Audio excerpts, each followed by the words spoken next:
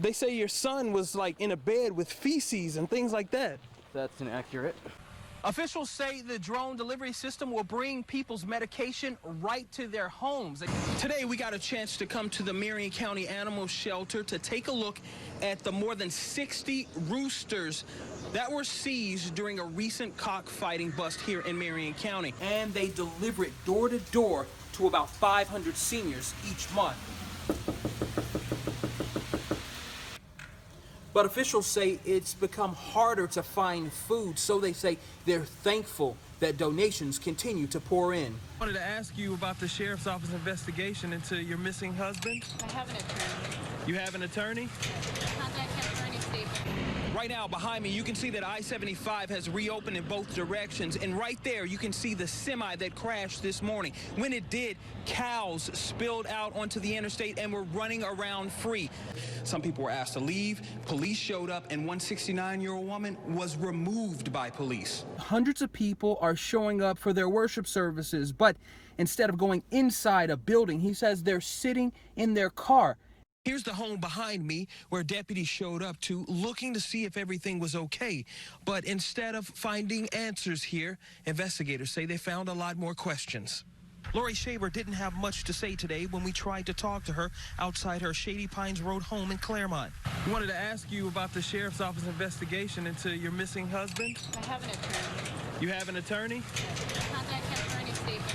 The Lake County Sheriff's Office is trying to figure out what happened to her husband, Michael Shaver, who hasn't been seen since 2015. When they first moved in, you know, I'd see him out working in the yard. He built a little barn back there. But then all of a sudden he was gone, and some other guy moved in. A friend called and notified the sheriff's office Michael was missing. Deputies responded to Michael's home and talked with his wife. She also told deputies she hasn't seen her husband since 2015 either. They say eventually she became uncooperative and told them she wanted an attorney. Residents say they were shocked to see deputies hanging around for days in their quiet rural neighborhood. They sat here right there where you are in the shade for 7 days around the clock. We found out the couple had problems. Back in 2014, Michael Shaver was arrested on domestic charges. According to the report, Michael and Lori got into an argument that soon became physical. She then claimed her husband grabbed a Ruger .40 caliber handgun. She says they struggled over the firearm, and she was able to get the gun and hit him in the head. She says she was able to grab her kids, and she left. But Michael told a different story. He says Lori was the aggressor and that she threw a vase of flowers into a sliding glass door, and she was the one who went for her gun first. In the end, Michael was arrested and charged. Right now, investigators say they're working to get enough evidence to get a search warrant to search this property. We're going to continue to follow this story, and as soon as we get any new details, we'll let you know. In Lake County, Myrt Price, Channel 9, Eyewitness News. Yeah, agents are looking into the gun to the head incident, but initially this started off with the Wildwood Police internal investigation into that same officer firing a warning shot while chasing that suspect. It wasn't until that investigation was over that officials say they got a look at the video and they found out something even more troubling happened. The actions of former Wildwood Police Detective Chris Smalt, seen here putting his weapon to the head of a suspect, are now being questioned. The man on the ground is Gerard Mosley, an aggravated battery suspect. Officials say he pulled a gun out during an argument and threatened to kill someone back in May of 2019. Police soon tracked him down after getting reports of what happened. Investigators say he led officers on a chase from Wildwood into Marion County, where Marion County deputies joined in on the pursuit. Here you can see the smashed up vehicle the suspect was driving. Officials say he eventually bailed out of the car and tried to run away, but he didn't get far. Smalt was right behind him, and investigators say during that foot chase, he fired a warning shot. Eventually, Marion County deputies confronted the suspect, forced him to get on the ground, and they yelled for him to put his hands behind his back. That's when the former Wildwood detective can be seen putting the gun to the suspect's head. Later, the officer is heard on camera talking about the warning shot. We heard shots fired. Is everybody okay, or? Everybody's fine. Okay, cool. He was armed, supposedly. Uh-huh. I just put one on the ground when I was close to him, so he understood the situation. Okay. He stopped immediately. Okay, cool. Just didn't want to try and tackle somebody who might be armed. Firing the warning shot was a violation of Wildwood Police policy, so the department launched an internal affairs investigation. The officer was suspended for 3 days after the investigation was complete. After the fact, the Wildwood Police Department obtained the body camera from the Marion County Sheriff's Department, which shows this.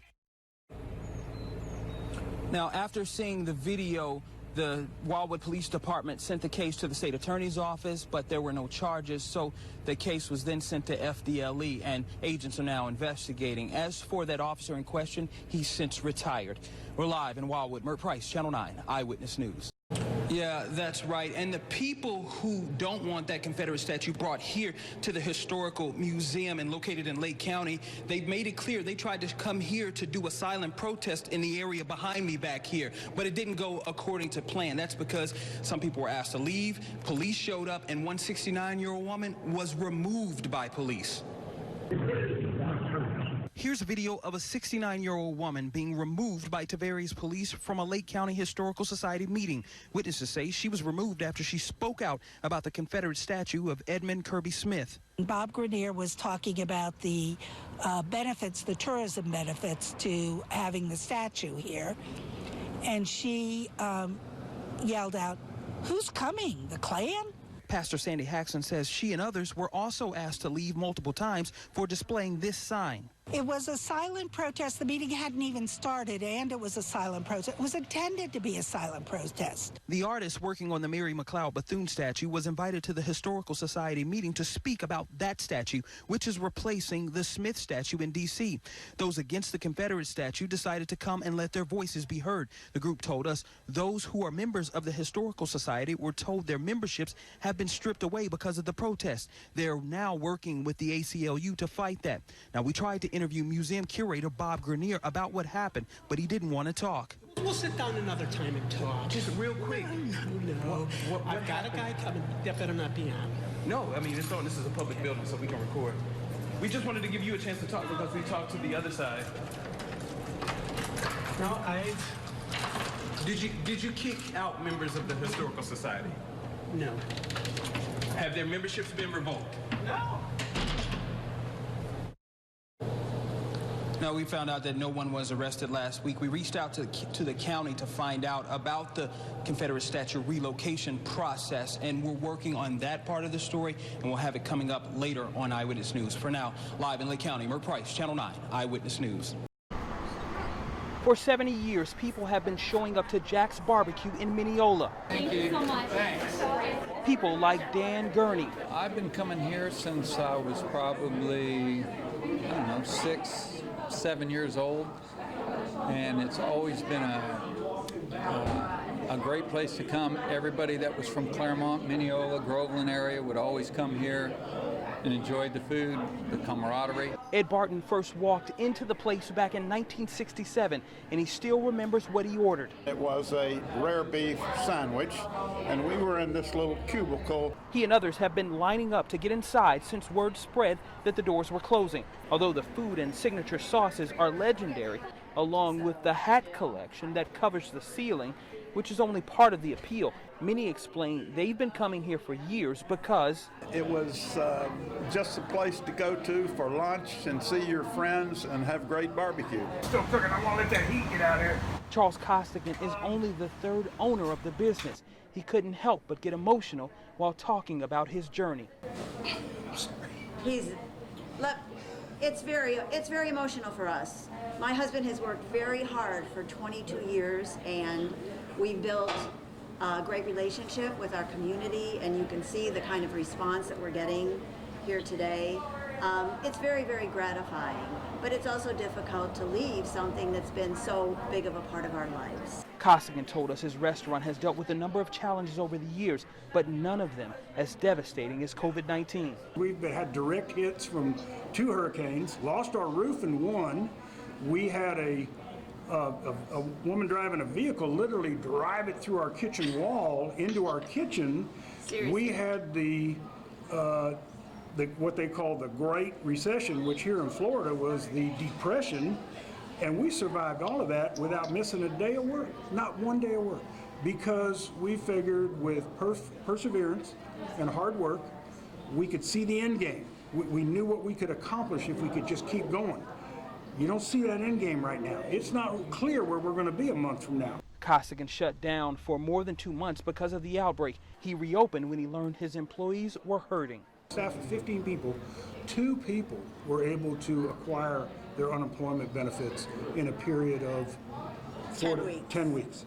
That's just not right. That shouldn't happen. These are good working people. Along with friends and families, when citrus was king here in Lake County, many business deals went down right here in this dining room. And although the owners aren't sure about the future, they're proud of the legacy they will leave behind.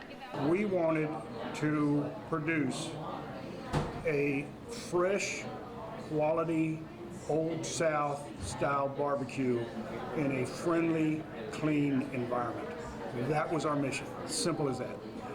And I think we did that. Yeah, we did. We did it for 22 years. I have a large pork, regular pork, and regular. At the end of the day, if you can touch these people's lives and create friendships, you know, help with a feeling of community for this area, then it has been worthwhile for us. Myrt Price, Channel 9 Eyewitness News. Natural wood burns on 4 corners, circulates in here. We cook 24 hours a day, 6 days a week.